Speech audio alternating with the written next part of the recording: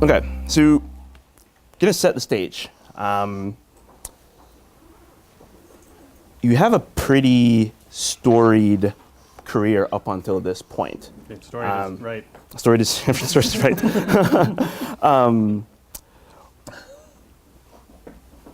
What led you to Foundry? We can start from the beginning and kind of work our way up. Sure, yeah. I started long time ago as a graphic designer, and slowly moved into the emerging technology of CD-ROMs. Okay. Yep. And then this fancy thing called the internet showed up, and I thought that would be a good thing to pay attention to, and regretted that ever since. So the thing for me is I previously to Foundry, I was at a company called The Nerdery, where I was director of project management for 3.5 years, and then director of strategy for 2 years there, helping build out their strategy offering. And then left there and joined Robert and Nils, the co-founders of Foundry, as president of our fast-growing agency. Mm-hmm. So. Well, hold on. So you skipped over one of the more interesting pieces of your career.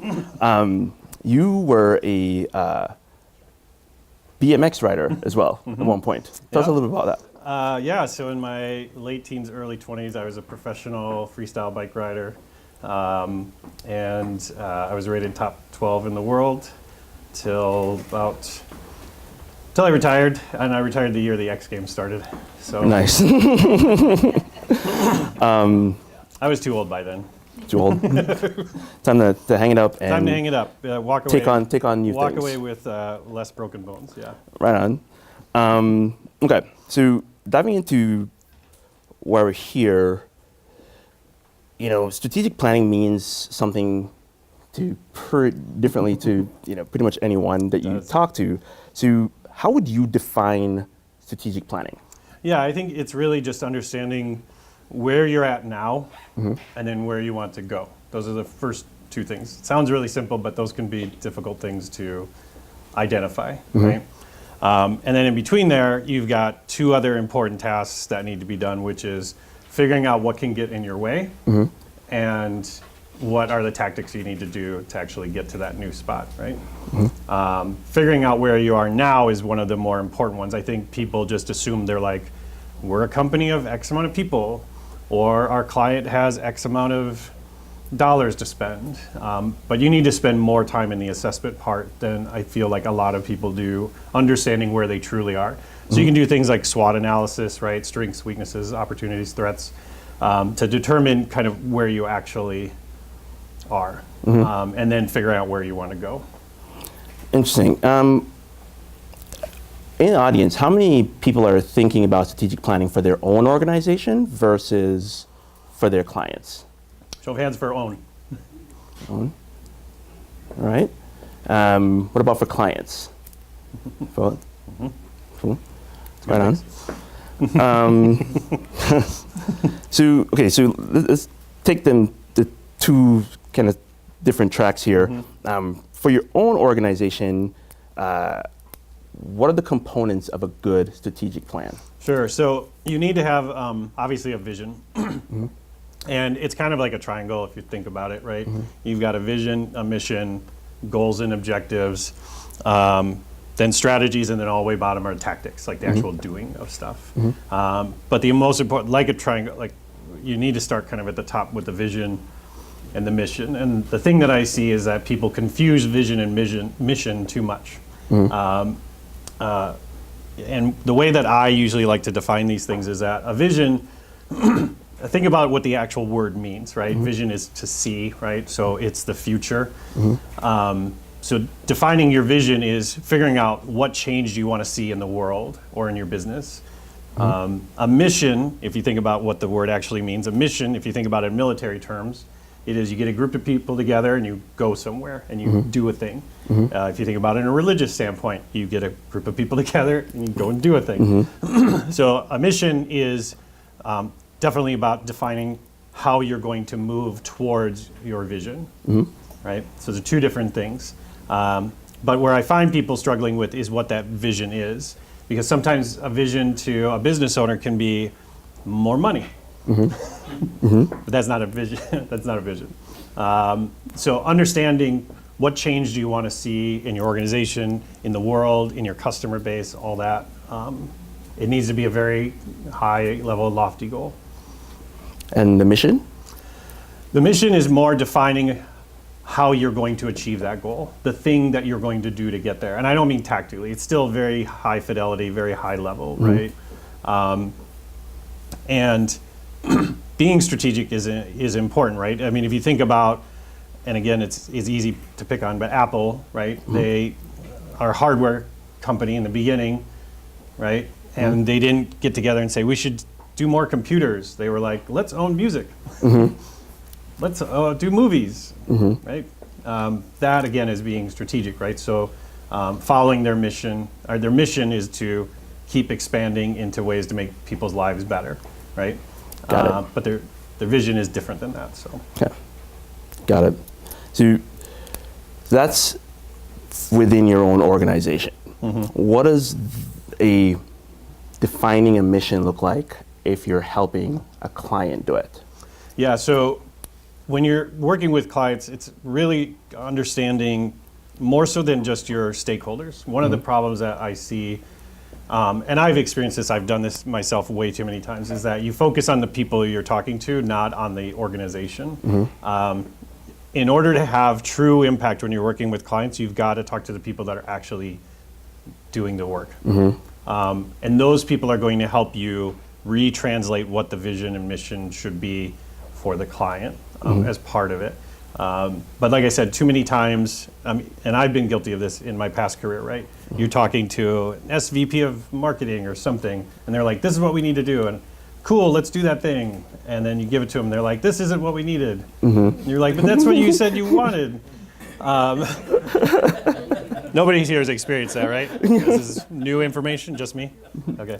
But if you think about it, really diving deep and talking to the people that are making the work happen, going layers and layers deeper, that's how you're going to find where the actual, rocket fuel is. Got it. Cool. So, all right. So, we'll keep it on the same client internal track. Okay. So we decided we're going to develop a strategic plan, right? Everybody's excited. What are some of those questions, those key questions that you ask when, embarking on the planning? So the first thing that exercises I like to walk people through is, if success was a place, how would you know when you got there? So clearly defining it. Yeah, clearly defining it. Because again, when I talk to clients specifically about what's your 3 to 5 year goal, what's your 10 to 25 year goal, their eyes kind of glaze over, right? But you can sort of figure out what does the world look like in 10 to 25 years for your organization or business. I would assume most people here would like to have their business around for the next 25 years. So why can't we think in those terms, right? Or maybe it's still running. Maybe not you're running it, but But it still exists. maybe it still exists, but maybe not. Maybe not you're going to work every day. But having those discussions about the way that the world's going to be in 3 to 5 years, 10 to 25 years, right? So the way, I can use Foundry for an example, right? So Foundry's sort of high level vision is to be a digital version of IDEO, right? And so the goals and tactics to get to that place where we're change agents in the world, but we use digital as a way to help and to help change that is a big mission for us, right? But we have to define what does the world look like in 5 to 10 years. How do we fit within that? That's a great place to start. Again, it's very high level, but it aligns people around where you think the future is versus how this person thinks the future is. So it's important. Got it. And you're probably trying to anchor that to your current state. So you're starting from a place of reality, not just starting with the lofty goal. Exactly. And when you're defining those targets, you have to think, is this something that will polarize my team? Because if I'm changing kind of direction, or if I'm any kind of change, is half the team going to say like, that's cute, I'm going to go back to work? And half the team's going to be like, hurrah, let's go change. You have to consider, does that polarize your team? And then what are the tactics around that? And then what is the big target that everybody contribute to? Because here's the real problem with executives is that they don't think about how the strategic planning might affect the person who has to actually deliver on things, right? You need to have cascading goals all the way down to the individual, right? If General Mills is doing a big push to change things in the world, like the receptionist needs to know how his or her job changes to impact that. And that's the part of the risks part that I think come more with strategic planning. So I can tell a quick story. A few years ago, I'm working with, I won't say the name of the company, but a very large grocery chain in the Midwest. So they're really expanding their digital offerings, and I'm working with them on strategic planning about how to do that. And we have a good place of where we're at now. They're obviously very excited about where to go. And I'm sitting in a room with nobody less than a title of VP, SVP, and C-suite and above. And I'm talking about what are the things that are going to get in our way? What are the risks that are going to stop us from getting from where we're at to where we're at now? And I think it might have been the CMO was like, why are we being negative? We're trying to get to somewhere really great. Why are we talking about all the things that go wrong? We haven't even started yet. I said, that's a great point. I said, I'm not trying to be rude, but because we live in the real world. Because things are going to get in our way, right? And so that dovetails a little bit into what I want to talk about for risks, if you don't mind, which is the risk that people think of as all these outside things. And that's the real problem. Is it 90% of your risks are internal, and that's where people fail the most, right? So some of the easy things, I can give you a bullet list of like the first things to think about, right? If you're going through strategic planning and you're trying to go from here to there, first thing is the leadership up to snuff for what you're trying to do. The problem that I see is once you reach a certain title in places, they're like, you got this. You got it all figured out. You got all the answers. Like, I can tell you that the VP of product at Optum needs leadership coaching. I haven't met the person, but I can tell you they do. They do. And so making sure that the leadership is getting the things that they need in order to be successful to make the change is very important, that they feel like they're being supported through it. Communication is the other thing. Most companies internally are not great at communicating. Shocker. Shocker. Most companies are not great at communicating. So making sure you have a communication plan. My good friend Dave Annis told me a long time ago, 7 times, 7 different ways. That's how you get a message across. 7 times, 7 different ways, right? And because a lot of people will be like, yeah, we went to a strategic planning meeting and we'll send this email to the staff saying, this is the change we're going to make. Cool, we'll see you on the other side, No. Doesn't work that way. It doesn't work. I wish it did. I wish it did. It would be great just to send an email and be done with it.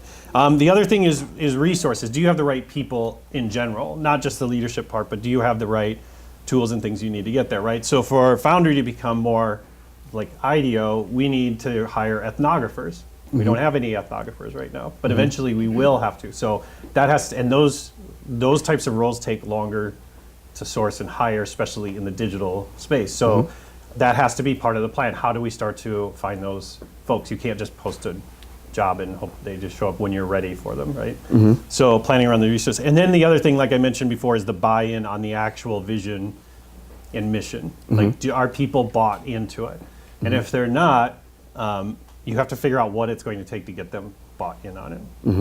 So those are the big risks that I usually run into. Let's go back to that leadership one, because that's one that I've found. There's a lot of literature kind of out there now about authentic leadership, don't have all the answers, et cetera, et cetera. But it looks good on paper, but how does that show up in reality? Like if you're a VP of X, and your team is looking to you to have the answers, like how do you communicate that I don't have the answers and not lose the trust and buy-in of your team? Well, I think it's about bringing them along on the journey, not just you stay over there and I stay over here. Part of strategic planning needs to have representatives from everybody doing that work, right? So, for example, like with Foundry, right, when we do product strategy workshops with clients, right, as part of the workshops, we bring in actual users or people that are going to use the application. It's not just an echo chamber of us and the client talking back and forth. We actually bring in people to be a part of the planning process. Some organizations don't like that because they're like, well, people will know we don't know what we're doing, you know? And it's like they already kind of do. Like look at your numbers. They're kind of so can't hurt. But with that, the idea is that bring that receptionist into one of the strategic plans. Like bring those folks along for the ride. That's how you're going to get buy-in. That's how you're going to get your best ideas. It's not. I get it. Like you're a leader. You're running the company. You've got some title and all this stuff. But to me, since the world has changed so much in the last 20, 30 years ago, boss comes in and says, everybody get their work done. And everybody's like, oh, they get their work done. And then they don't get out of their seat till 5 and whatever. World's different now, right? A leader's job has changed, right? A leader's job today is to make other people better leaders. That's the leader's job. That's the leader's job now. It is not to tell people what to do.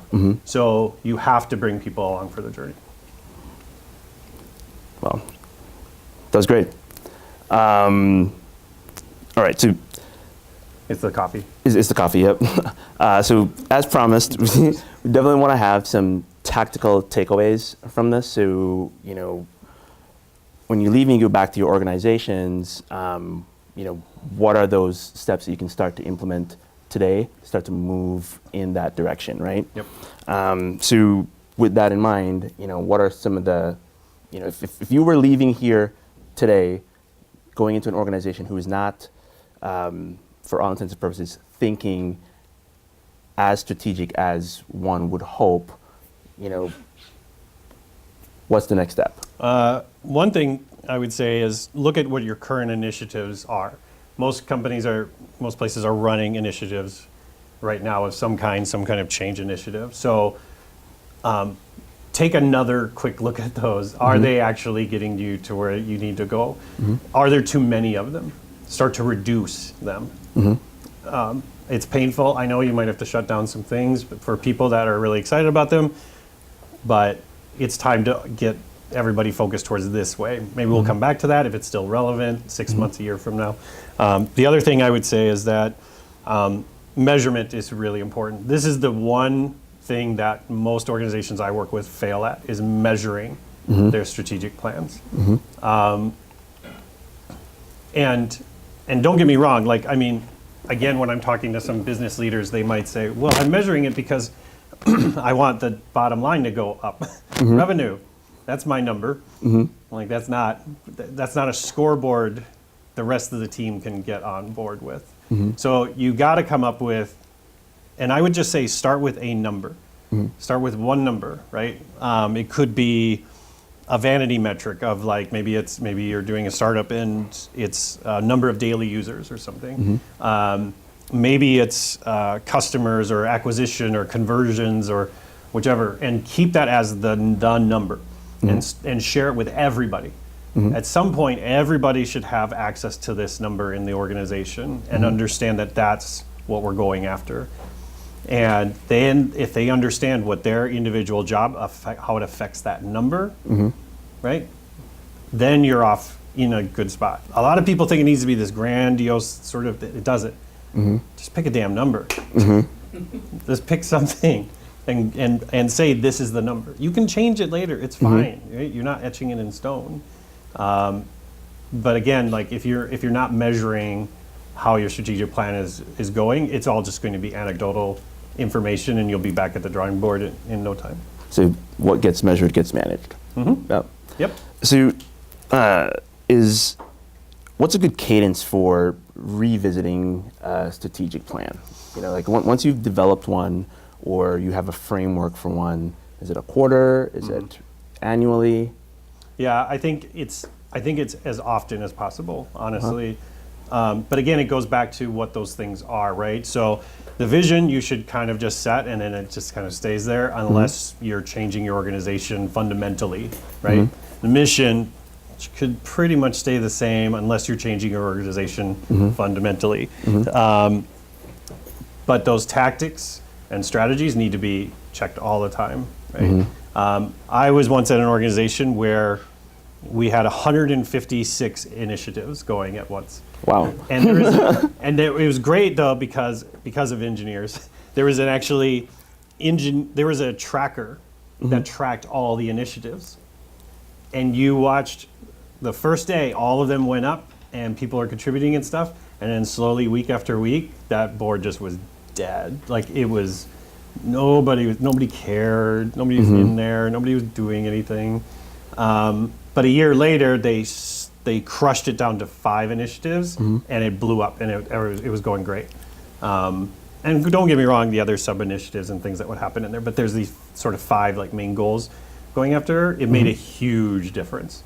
And so for me, like if there's one thing you can do, like when you leave here, go back and see what initiatives you're currently running, and sit down and talk with those people about how they think those are going. You got to check back in with the folks, right? Again, you can't. It's not set it and forget it, right? If I'm the receptionist, like, and I got an email saying this is how your job, like, you should check in with me every so often. My manager should be, when I'm doing one-on-one, saying how are you feeling about how you're achieving that that goal. So it needs to be part of every single layer of the organization. I think we did touch on, I can't remember, how to get people excited when you walk in. Yeah, well, again, talking about what it means to them in their context, right? Many organizations are very siloed, right? There's the people that do all the work, and then there's sales. No, just kidding. That was for you, Josh. That was just because you're here. So you've, but all these folks are compensated differently. I had somebody come to me and say, my team isn't more customer focused. How do I get them to be more customer focused? And I say, okay, how are you incentivizing them towards customer focus? And they're like, what? They're like, they should just want to be more customer focused. And I was like, have you talked to people? Like, okay. It's important that people understand that if you want to change behavior, if you want to get people excited, put your money where your mouth is. That's the simplest way to put it, right? We as individuals, when we're working at an organization, we can be thanked by our company in one way, is with compensation. It's nice to get the shout outs and all that stuff, right? But what we're truly there to achieve is to get compensated for our time, right? If we strip away everything else, all the niceties, and get down to like the fundamental need that we have, right? Of course, we all take pleasure in our work, don't get me wrong, but the thing is that the way the company can say thank you is compensate you. So if they want you to change direction and focus more on customer acquisition, change my comp structure, right? Change how I get bonused, or however you do it, right? So like at Foundry, for example, we're an agency, but we have profit sharing. And that's to incentivize a behavior, right? We don't have a commission structure on a closed sale, like it is to help us focus on retaining clients, right? And it's worked. In 4 years, we have not lost a client. Nice. And that I feel like is because we're very purposeful about the relationships we want to have with our clients. So again, if you're trying to change behaviors on your team, first start with like what their job currently is and how are they being compensated towards the goals that you want them to achieve. That's an easy way to do it. Okay, so You can throw parties and pizza parties and stuff too, but to celebrate. yeah, right? to celebrate, Yeah. sure. Yeah, you can do all the fun stuff too. So that covers like the leadership, Yeah, right? yeah. But one of the things that I really enjoy about your podcast, this idea of what do you call it? Leadership. Leadership without authority. Leadership without authority. So for folks who don't necessarily have a leadership role or authority, like what does initiating that change look like? Yeah. Well, and I kind of mentioned earlier about how roles have changed in the world, right? People now, because organizations want to be more flat, less hierarchical, right? We have to manage our peers more so than we've ever had to manage them before in an organization. I don't care if it's 3 people or if it's 3,000 people, and you have to manage up, right? If you're, for example, when I'm doing a lot of career coaching with folks, like their one-on-ones, they're usually like, they might be like, my boss is not great at their job. My one-on-ones are lacking, right? And I'm like, how much are you bringing to your one-on-ones? That's your time. If you're waiting for your boss to show up and say, well, so here's what I've got for you today, and blah, blah, blah, they're not going to do it. And if they do, good, congratulations, you've got a great boss, But if you've got, a typical person that you're working with, you should be leaving your one-on-ones with more to-dos and more information than when you showed up. And that's on you. That's not on that boss. Because again, you're managing up, because that's why we have one-on-ones now and not punch clocks. It's a different world we live in. So, and these are things that I've been passionate about. That's one reason why I do the podcast, is because I don't feel like people spend enough time educating themselves around this. Because it's not, you go in an MBA, they're not teaching you emotional intelligence, right? Because, being the president of a company, like tactics, pretty easy. What's hard is the emotional labor. Right? And so today we've got way more emotional labor than we've ever had before that we have to carry with us. And if we are not doing the self-care of making sure we're managing the people around us, that's how we hate our jobs, right? People always say like, oh, I hate Mondays. It's like, you don't hate Mondays, you hate your job. Right?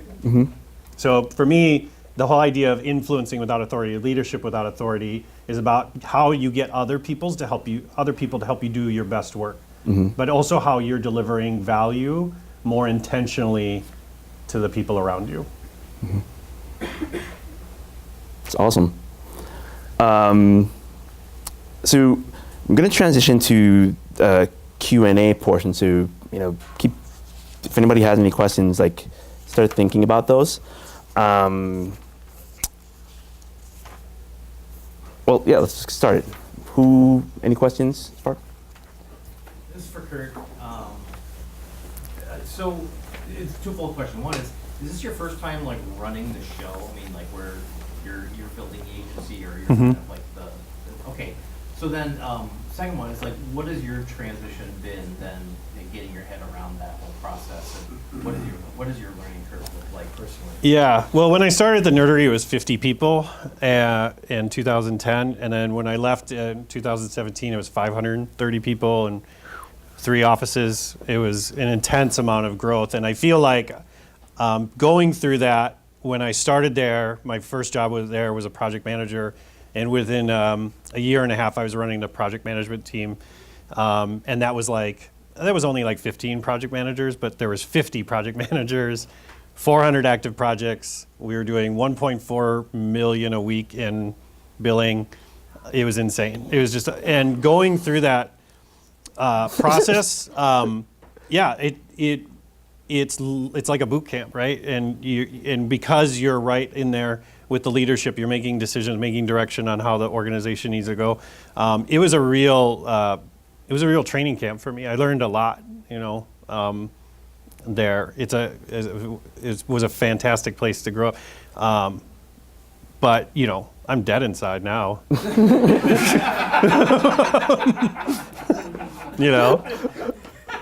Like, I mean, you didn't have time to like say, hey, why don't we, and it was gone. You know what I mean? Like that problem was gone. And then it was on to the next thing. And it's like, oh my gosh, because in the early days when I started there, we worked mostly with agencies, advertising agencies, and some of the big ones too, Gray and 72 and Sunny and Leo Burnett and Arnold and all that stuff. And these people are insane. Like, they were insane people. And I was literally getting calls at 11 o'clock on Friday nights with people bawling, like crying because their site was down, or, somebody was saying the F word in the Twitter feed that was in the Facebook, whatever. It was crazy. But then by the time you got your head around that, you had 6 projects on your plate and you were already moving on. So, for me it was a trial by fire, really. But what it did teach me is like what was really important that I should focus on, and that's what we're trying to do with Foundry, right? Which is trying to make something that actually has a great impact in the world, not just make the internet bigger.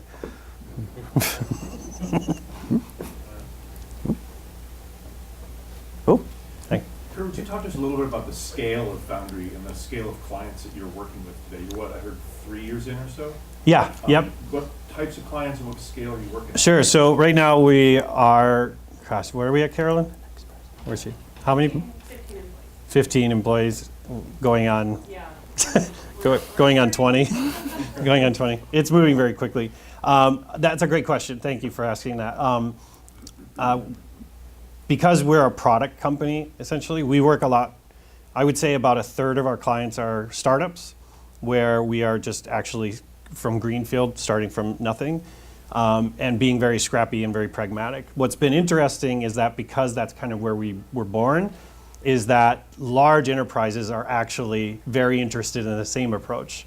So we're working with places like US Bank and General Mills to bring that same startup sort of thing in, because we don't charge by the hour. We're not a dev shop or we have you get the team. You get a team. You don't get a user experience designer and a developer and 2 front end and 1 back end, and how do you mix them? Like, you get a team that is going to build a product for you. And so right now, I think what's been interesting, because there's such a disparate world in the services offering, or the professional services for development right now, is that you've got these people like Accentures and whatever that are going after all the enterprise stuff, but then there's the mid-sized companies are kind of left out right now. And so we're working, I would say a good chunk of our clients are mid to large size companies. So does that answer your question? Cool, thank you. Yes, sir. When you see that huge growth that you saw at Nerdery, what are some of the things that you really attribute that to? Is it just being in the right place at the right time with the huge demand of the Yes. There, Right place at the right time, and brand. What were you guys doing right? What were you guys doing right? Brand. Yep. Making it look like beer and dogs, and like we made it cool to work there. That helped with the recruiting stuff. Real focus on culture.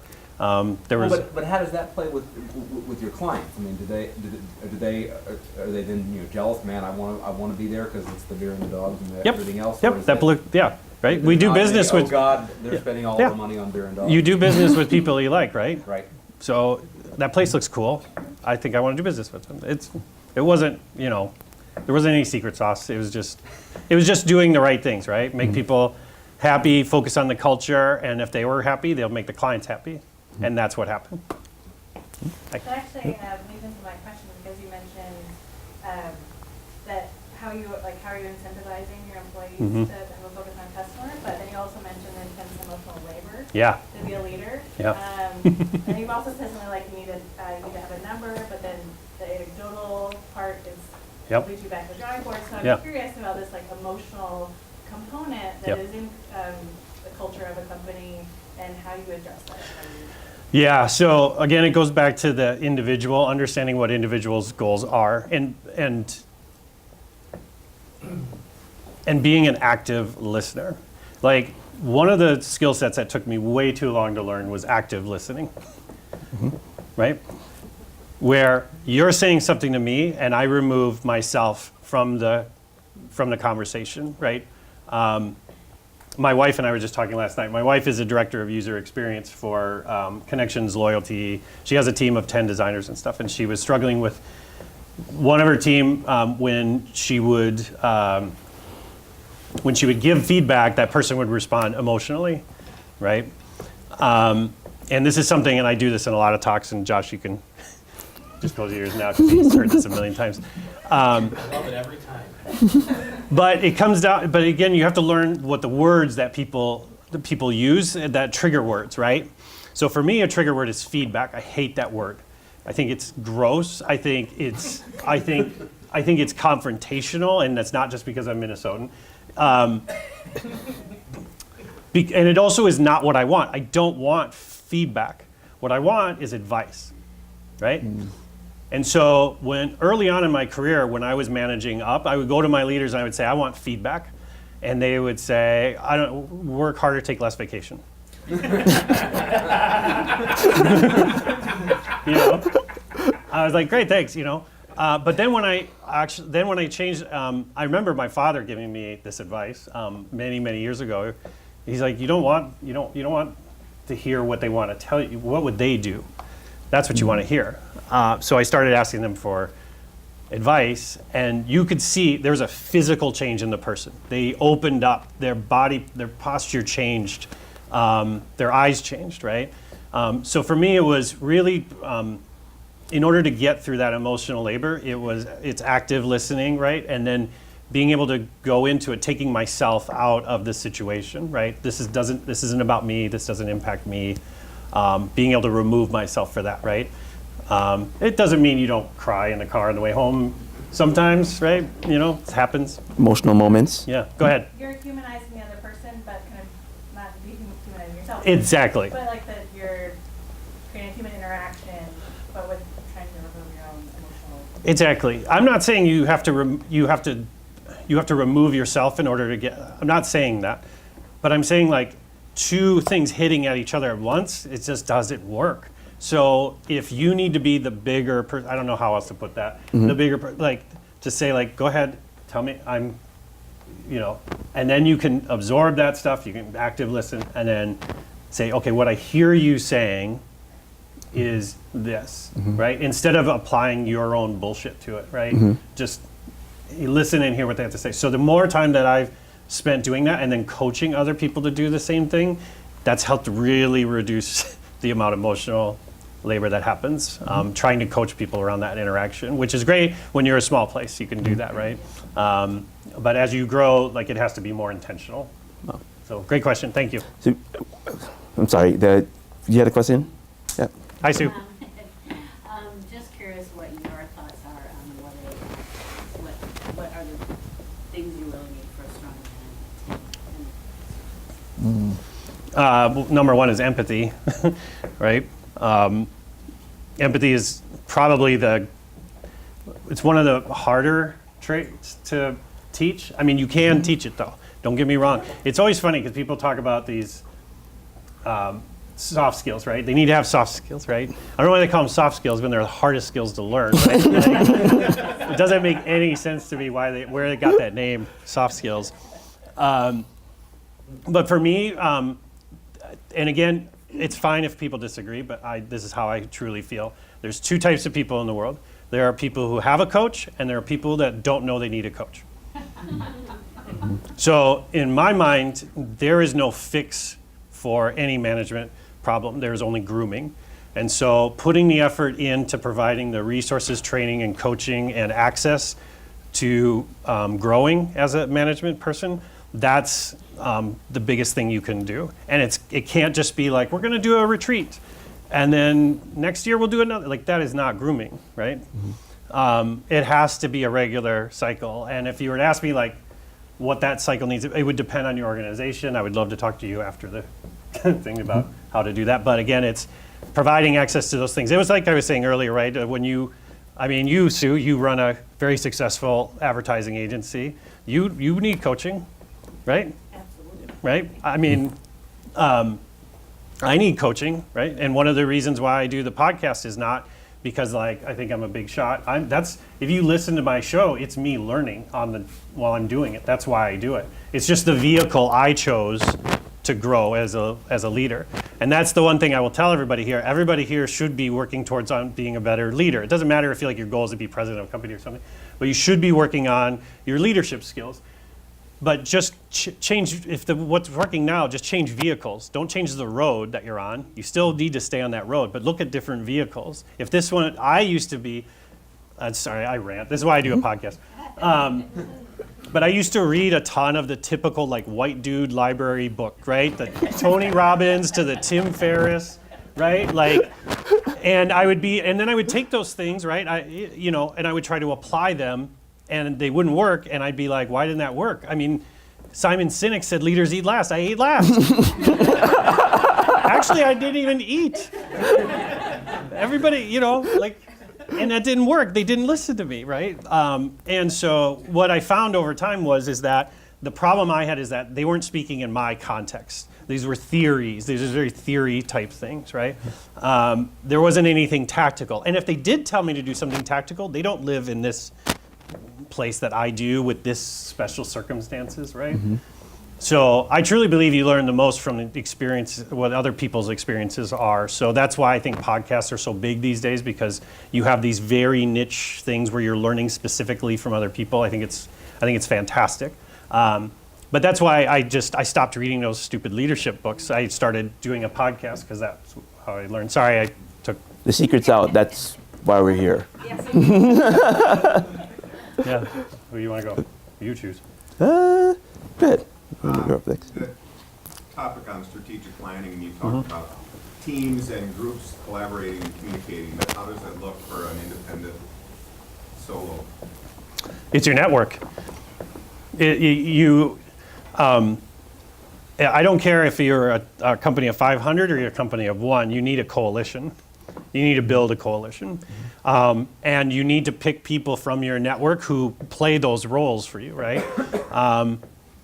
When Foundry was 6 people, we had, thanks to being at Coco and Fuel Collective here, we had people around us that were, this was our CTO, and this was our CFO was over here in a different campsite, did different things, It was just somebody that we'd have lunch with and be like, so where do you file taxes? Like,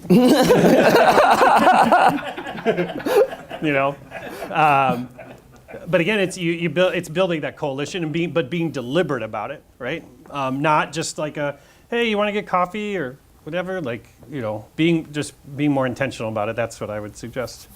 Hmm? Who's next? Oh, all the way in the back? Hi, I have another strategic planning question. Yeah.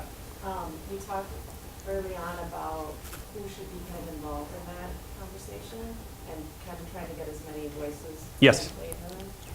So how do you do that when leadership is typically feeling really vulnerable, typically when they're about to create a strategic plan and may not want? Yeah. You probably won't like this answer, but I would trick them. That's what I was thinking.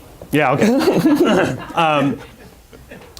I'll just tell a quick story because it gives an example of what I'm talking about. And again, are you willing to fight for it to be, or you know what I mean? Like, is this really meaningful to you to get this done? Are you willing to maybe rub leadership the wrong way in order to actually make it happen, right? We were working with a client once, and we went to them and we said, look, we need to get you in front of customers and talk with them and figure out what they're looking for and how they're looking for it. And they're like, first of all, I've been here 40 years. I know more about our customers than you do. And I'm thinking in my head, you haven't talked to a customer in years. I know you haven't. Your neighbor doesn't count just because they shop at your store. Like, that's not who, whatever. Anyways, so what we did is we threw a leadership appreciation lunch. And we asked all leaders, we said, we want to thank you for doing a great job, and we want to make lunch for you and do all this stuff. And then we went and grabbed some customers, said, we're throwing a customer appreciation lunch.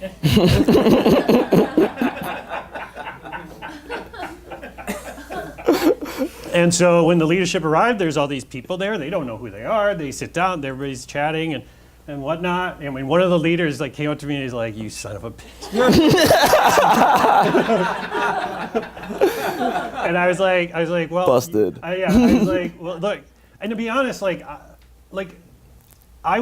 they would have fired us in 6 months if we wouldn't have gone down this way anyways. So I'd rather get fired trying to fight for what the right way is and be looked at as, a jerk than to be dragged through this thing where I'm just doing whatever they tell me to do. And yeah, so I would rather do that. And it was fun. I mean, they actually had a great time, and they were like, they came out of it and they're like, you know what we should do? Sally over there was like, blah, blah, blah. She had this whole list. So it was great. It was great. Nice. Kind of almost a follow-up to that one. So often strategies start at the top, the VP, CMO. Sure. And then they go down to the people, boots on the ground, who see different results. Can you share any experiences of when you've had to bring the actual results that might differ from the strategy, and how to tell that vice president that their great idea isn't happening? All the time. That should be happening. Like that's more normal than it just being successful, I'll be honest with you. But again, it's about people being mature enough to look back and say, some of our ideas might not work. So there should be no surprise, right? I think, that we live in the world of agile now, right? Right? People love to talk about it, buzzword, all this stuff, right? The problem that you're finding, the organizations that are large trying to adopt more agile processes, the real thing, like say you're General Mills, I talk about General Mills a lot because I love the brand, I love the people, great culture. 150 years this place has been around, and they're changing to a more agile approach, right? Their approach is not that they need Scrum or whatever, right? Nobody's ever finished a project and said, thank God we did, that was a great project, thank God for Scrum. Like nobody will ever say that, right? Project was so great. Thank you, lean startup, whatever. Anyways, those are all frameworks and those are things that are fine, right? Mix and match. But for a place like General Mills to go through that, the problem is leadership does not know how to reward failure. Think about that. They don't know how to reward failure. When that is what things like lean startup and lean whatever, that's all they talk about. Fail fast, right? I've been as SVP for 300 years at this company, and I don't know how to tell somebody, good job, you didn't get the number we wanted. So I don't think there's, again, back to what I was saying before, I don't think there's a fix. I think it's about being intentional and grooming and constantly having those conversations. It shouldn't be 6 months later they see this number. They should see the trend line week after week, and they should be exposed to it and then understanding what you need for them to order to make that line change. Is that helpful? We had a question over here. Yeah, so I work in Gotta in-house get her back there. in-house marketing department, and our leadership of the company is developing strategic plans, and the different departments are developing strategic plans. And then a lot of them come to marketing and be like, this is what we need for our department to make our contribution to the strategic plan, but we don't have enough resources to do all the things that all the people want. You're kidding. Yeah. So what advice can you give, or what kind of conversations can you have with our leadership to kind of help us decide Yep. what to work on? Yeah, so I mean, that's also the world we live in now. Everybody is understaffed. Every company is understaffed. I think maybe not Optum. Maybe. maybe. I don't know. Anyways, every company is understaffed. And so what you need to do is if you are just getting handed stuff and being told, toe the line, you need to go through a prioritization exercise. This is what we have the resources for. This is what we can do. This is what we've shown we've done in the past. And then you push it back and say, so this is the order we're going to do all your stuff in. Not we're going to do all the things, right? I can't tell you how many times I've asked people, what's the number one priority? And they're like, all 5. And I'm like, great, so we're going to start with number 1. And we're going to do that thing. And they're like, cool, but when are you going to start on the others? I say, as soon as 1 is done. Or at least is proven its thing. So that's where I would hope you feel empowered to take those initiatives or whatever they handed to you, you and your team even just your desk mate or just prioritize them yourself and push that back and say, cool, here's our plan. We're starting with 1. Once that's done, we'll go to 2, and so on and so forth. And because they're going about it that way, by the time you might get to 2, they might be coming back and being like, here's the new plan, and you'll change it anyway. So, all right. She had a question. She's been raising her hand a bunch. Hi, I'm so excited to be here.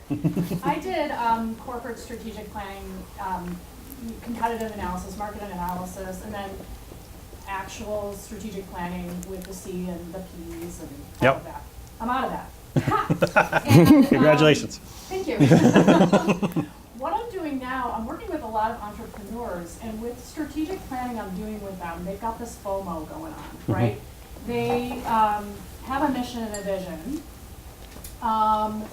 They then get to all of the initiatives that they want to do to get to that vision that they have. Yeah. And they've got way too much stuff down. They're so afraid of missing out on some opportunities that they're doing way too many things. And I try to bring in prioritization tools to support them in looking at data and analysis and numbers and scenarios to say, okay, if you go A, this could happen. If you go A and B, this could happen. And maybe you should just go C and skip A and B.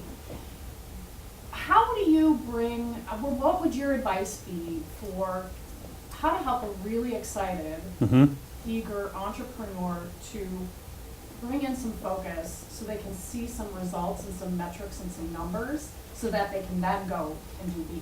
Sure. Yeah. Well, there's a couple different ways I would look at it. Again, depending on your context, so my answer might not be entirely appropriate, but I'd be happy to talk to you about it afterwards. I've worked with a lot of shiny object leaders in my life, right? I might be one of them. I don't know, Carolyn. Damn it. But for me, number one, to make it their idea. Like you have to find a way to put the information in a way where it comes back and you say, I don't know, what do you think we should do? And I guarantee it, if you, right? There's a great book called How to Lie with Statistics. Yeah, right. Is that you can help get them to the right path by making it their idea, right? You present the right information, you present it in a way that it makes it clear which choice they need to go, and then you step back and say, I am waiting for your great leadership to emerge and explain to me what we need to do next. And that's a great way to manage up. Again, like you're getting what you need. That person, you're actually coaching up in a way, right? By giving them the information in a way. I mean, that's probably one of the best ways that I've found to do it. Is that helpful? Huh? We have time for one more question. Yep, there we go. That'll be great. All right.